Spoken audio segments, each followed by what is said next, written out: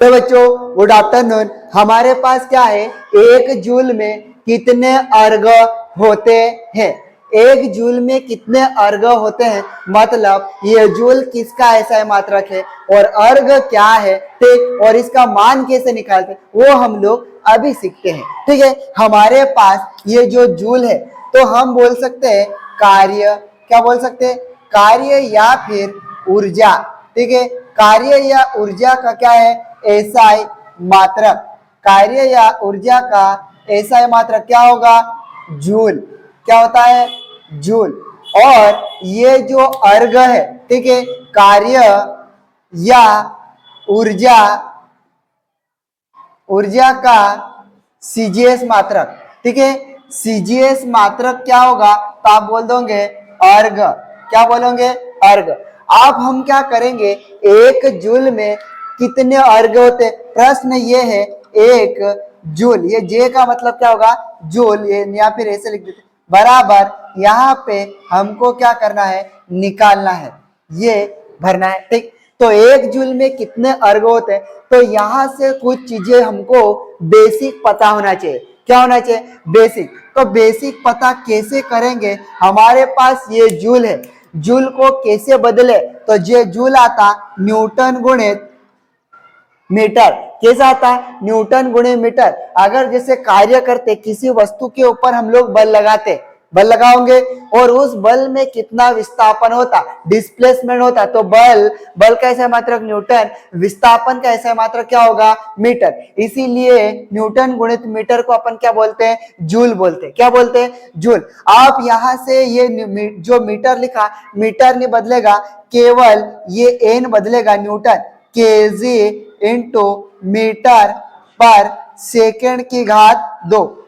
ठीक है, इंटू में एक और मीटर है तो एक मीटर का ये मीटर लिख दिया, फिर केजी का केजी रहा, मीटर में मीटर का गुणा किया, मीटर की घात 2 बटे में सेकंड की घात 2। ठीक, तो बराबर में हमको अब यहाँ पे क्या करना पड़ेगा, मान रखना पड़ेगा। आप ये तो मान कहाँ से लाए, तो आप इधर देखो, थोड़ा सा बेसिक पता होना चाहिए हमको किस किस चीजों की जरूरत है। तो सबसे पहले हम दूरी नापेंगे, किलोमीटर ही लेंगे, तो 1 किलोमीटर में 1000 मीटर होता है, और इसको हम लिख सकते हैं 10 की घात 3 मीटर। क्यों, क्योंकि ये 3 जीरो है, इसलिए 10 की घात कितने लगा दिए 3। ये कैसा आया वो भी बताऊंगा। हमारे पास फिर अगला 1 मीटर, 1 मीटर में 100 सेंटीमीटर होगा। कितना होगा, 100 सेंटीमीटर। अगर मैं यहाँ पे 100 सेंटीमीटर है तो इसको मैं 10 की घात कितनी लिख सकता हूँ, 2 सेंटीमीटर लिख दिया इतना। उसके बाद ये तो दूरी नापने के लिए था, आप किसी वस्तु को तोलेंगे, हम लोग क्या करेंगे, तोलेंगे, तो क्या तोलना पड़े, हमारे को पता होना चाहिए 1 केजी, 1 किलोग्राम में कितने ग्राम होंगे, तो आप बोल दोगे 1000 ग्राम। कितना होता है, 1000 ग्राम। और 1000 ग्राम को हम लोग कितना लिख सकते हैं, 10 की घात 3 ग्राम। कितना होता है, 10 की घात 3 ग्राम। अब हम क्या करेंगे, आगे जो जिस चीजों की जरूरत थी वो चीज तो हमने यहाँ पे निकाली, अब जो मान चाहिए था वो मान यहाँ पे रख देंगे। आप रखोगे 1 केजी, 1 केजी के जगह कितना लिख दोगे, 10 की घात 3। तो मैंने भी यहाँ 10 की घात 3 कितना लिख दिया, मीटर, सॉरी 10 की घात, सॉरी 1 किलोमीटर, हाँ ये 1 केजी के जगह, ठीक। अब हम रखेंगे यहाँ पे 1 केजी है, इस केजी के जगह कितना लिखेंगे, 1000, मतलब 10 की घात 3 ग्राम। तो यहाँ पे लिख दोगे 10 की घात 3 ग्राम, ठीक, गुणित में यहाँ पे लिखा मीटर की घात 2, लेकिन मीटर का मान रखेंगे 10 की घात कितनी लिखोगे, 2 सेंटीमीटर का क्या लिखोगे, सेंटीमीटर, पूरे की घात कितनी है, 2, तो हमने भी पूरे की घात 2 लगा दी, बटे में क्या है, सेकेंड।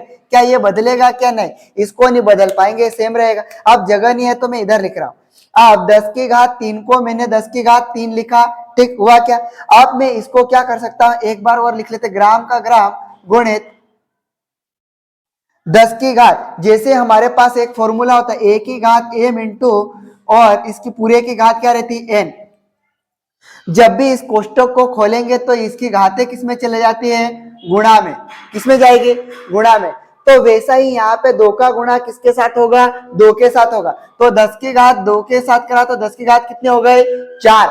फिर सेंटीमीटर, यहाँ कुछ घात दिखाई नहीं दे रही तो कितनी हो जाएगी, 2। एक मतलब यहाँ 1 है तो कितना हो जाएगा, 2 का गुणा 1 के साथ करेंगे तो 2 सेंटीमीटर की घात कितनी हो गई, 2।